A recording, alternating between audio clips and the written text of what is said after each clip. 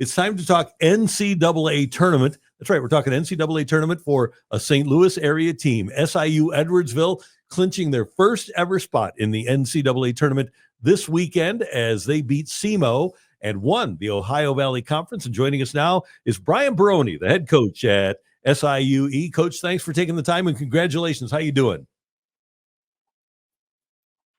Can you hear us, Coach? Can you hear me?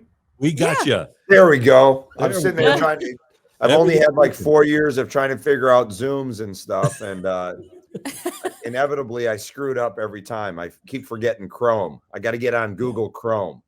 Oh, there you go. We're all good, and it's great to see you. And it was great to see the thrill on your face when your team knocked off SEMO the other night. What was that like for you?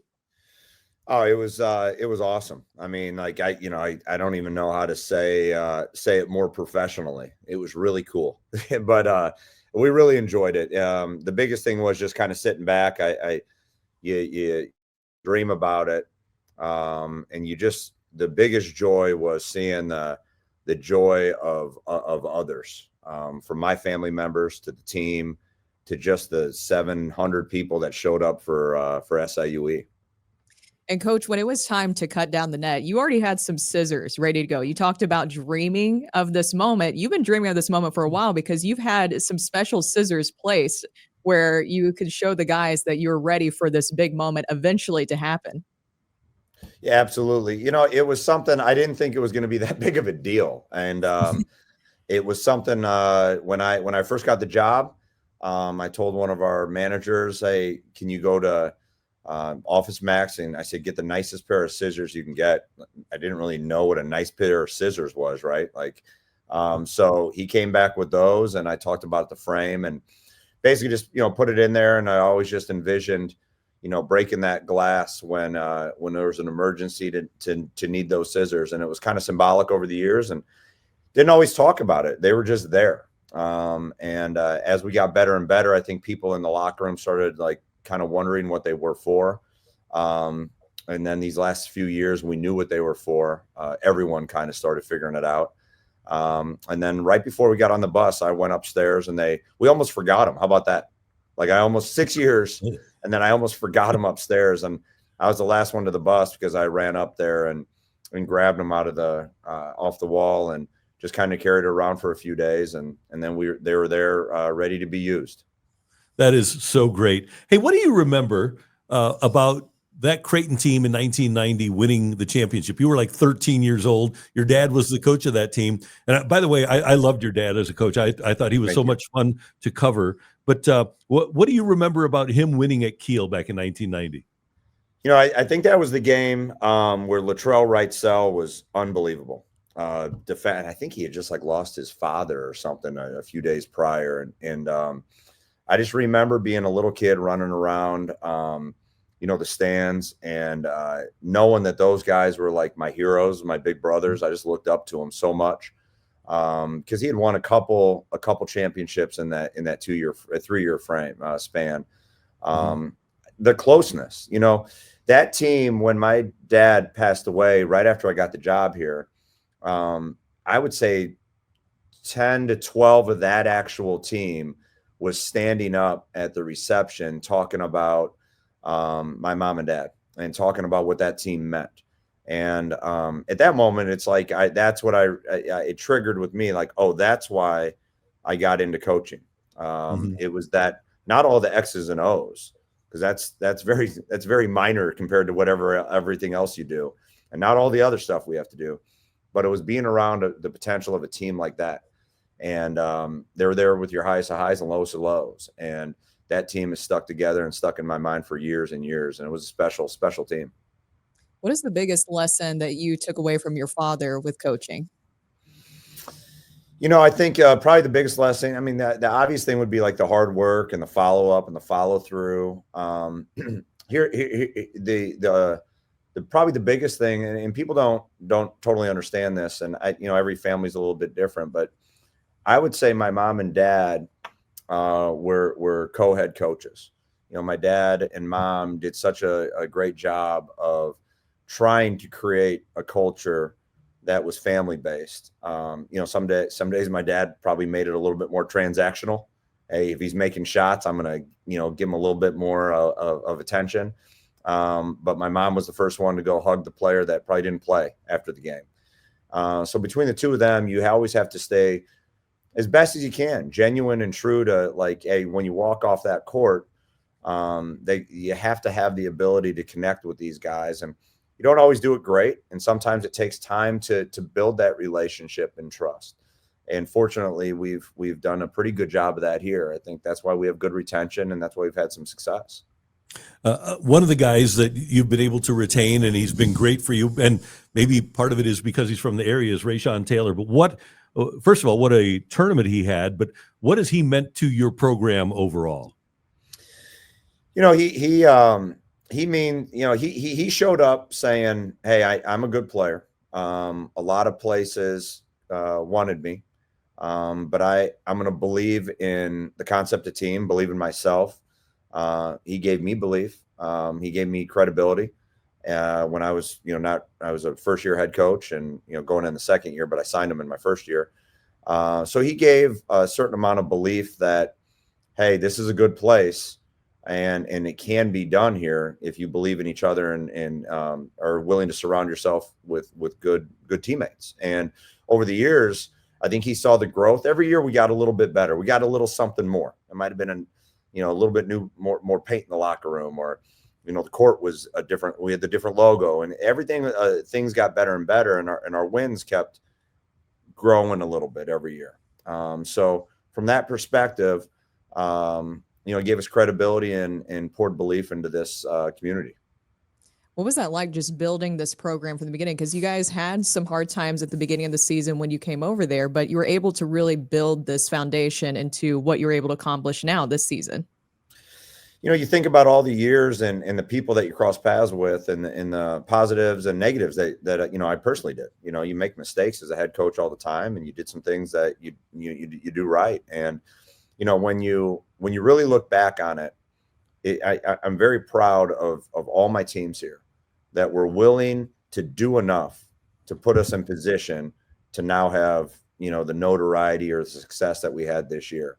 But if a certain group of guys doesn't buy in year one to a certain type of culture, a certain type of effort being demanded, I don't know if that grows. So this is something I'm proud of because, a lot of former players are hitting me too. And they were part of this.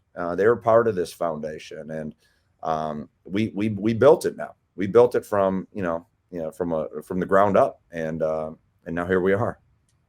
And Brian, it's not just you and these 4 or 5 years. I actually, when SIUE transitioned to D1, I was doing the games on TV, and man, there were some rugged years, and the organization, the program had 13 consecutive losing seasons. So you come in and you give them their first winning season, then you have another winning season, and now you're in the tournament. You mentioned the 700 people that made their way to Evansville. What's it been like for you? Because I know what the passion that was there when this transition to Division I. What's it been like to give those fans a trip to the NCAA tournament? I mean, right. That's why we're here. We're here to pay things forward. People accepted me, kind of unknown, getting the job. And, they just accepted me as a person, as a dad, as a husband in the community. And then like the first people that were here those first few years were the dads that and their kids that were at the volleyball game or the basketball game that I was at St. Boniface. And they were like, "Oh, come and check your game." And then they started bringing some people. And then they started bringing some people. So you could literally see it grow. Like you said, like there was probably some sparse crowds back then. But there was always an excitement. This is a sports crazed town, right? I mean, they know how to be champions. The Cardinals, obviously the Blues, and you had the NFL. I mean, you have sports crazed people here, so that they know how to be fans. And I thought it was just our job to, be part of it. Like it was here. We just had to give them something to be fans about. Hey, Brian, you mentioned the effect that your dad had on your coaching career. You've been with some really good coaches. Tom Crean, one of those at Indiana. Who are some of the guys, and I want you to include him in this, but who are some of the other guys that have influenced your career? So I had my dad, Mike Dean, Tom Crean were my 3 head coaches. My high school coach, Mike Terrell, was an old school coach in a time where, it's tough to be a high school coach. I couldn't imagine being a high school coach, especially nowadays. Huge influences on me. But then I had, Tim Buckley was an assistant coach at Marquette, ended up going to Ball State, and then we worked together at Indiana as well. My first staff was DJ Stevens at Marquette. I'm sorry. Tim Buckley, Western Michigan head coach DJ Stevens, Tim Buckley head coach, so big time coach. Darren Horn, Northern Kentucky. Porter Moser played for my dad, coached me at Texas A&M, and I worked for him at Illinois State. My first staff at Illinois State was Chris Jans. He's the head coach of Mississippi State. Mm-hmm. Porter, head coach at Oklahoma right now. Danielle Robinson is now the head coach at Cleveland State. Steve Forbes, who's the head coach at Wake Forest. So on accident, I've been surrounded by people that have a clue to, and even if I wasn't paying attention, I enough knowledge fell towards me that I tried to not screw it up too much. So I've been really, really lucky. And then Tom Crean winds up interviewing you the other night. How about that? I mean, you kidding me? Like, there was a moment about 2 minutes left in the game or so, and he was right across from me, and I'm still the player when he walks in the room. Like, I'm still like just making sure, did I do everything? Like, right, are my shoes tied? Like, I'm still his player. And I looked across, and he was doing his job. He was calling the game, and I was able to actually think, man, Coach Crean is calling my game, and we're about to go to the NCAA tournament. Like, you can't really script it, much better, because he just happened to get that game on West. It was crazy. It was really crazy. And how are you guys preparing for the NCAA tournament? Was there a little bit of celebration? Of course, when you're cutting down the net, you're celebrating. I saw that Taylor was up there on the ladder cutting it down with you. Just a huge full circle moment, but a little bit of celebration before getting ready for the big dance. Yeah, so we got back. The game was so late, and the game before was really late at night. So we took yesterday off, traveling back. We're going to have a team meeting today just to kind of lay out the rest of the week. The biggest thing about that we have figured out as a team is that as long as we focus on ourselves and continue to get better, then, we can prep for a team in a short amount of time.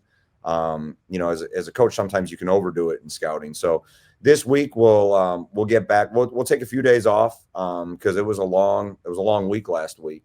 And then we have a group of guys that want to go out there and compete. They like playing. So we'll do all the fun bracketology stuff, right? We'll do the what ifs.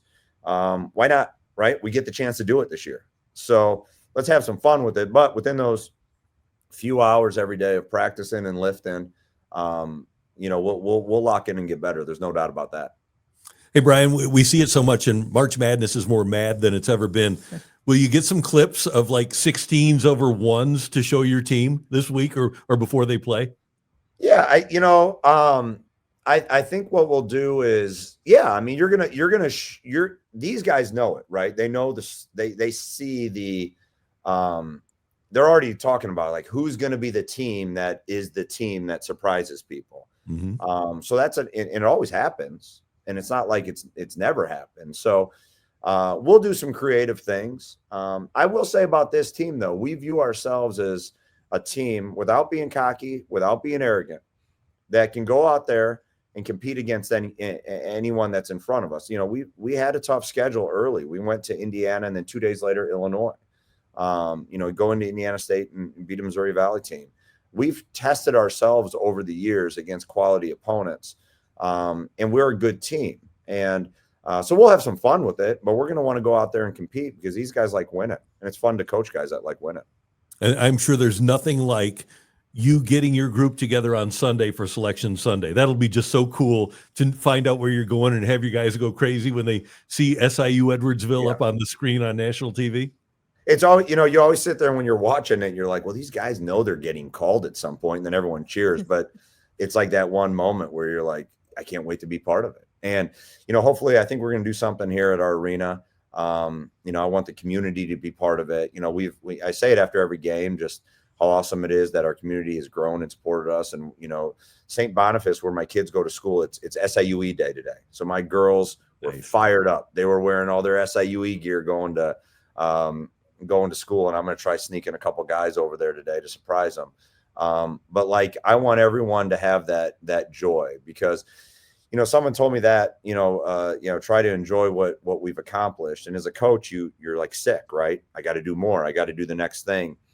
But if you're not really appreciating the job you're doing and enjoying it, you're probably going to get burned out and like why we're doing it. So I took a time to sit back and look at the guys smiling, my family crying and smiling, and the fans. So we get to do that again on Sunday. So come on over. It'll be fun. It'll be great. What a great approach. I love it. And we're so excited for SIUE and so proud of what you guys have accomplished, and can't wait for Sunday and then for you guys to play in the NCAA tournament. And we're really proud of you for nailing the Zoom thing today too. Yes. You know what? I'm just sitting here thinking, like, I was on early too. I'm sitting there looking, I was Googling something on my phone trying to figure out, like, why is the sound not working? And I have too many screens happening. So, I used to be a video coordinator too. I got to be better. I got to stick to my foundation. Absolutely. Brian, congratulations. Thanks so much for taking the time. We appreciate it. Hey, thanks for having me. It means the world. Thank you so much. You got it. And we'll talk after that first win too. Let's do it. Let's do it. All right, Brian. See you later. That is the head coach at SIUE, Brian Barone. And Brooke, I said, I'm just looking, and I had not remembered how rugged some of those years were. They were bad. 5-23, 8-21, 10-17, 9-18, 11-20. I mean, they weren't just losing seasons. And it's going to happen when you go from Division II to Division I. Yes. And it was a rough go, and it took until Brian Barone got there for them to have a winning season. And here they are now in the NCAA tournament.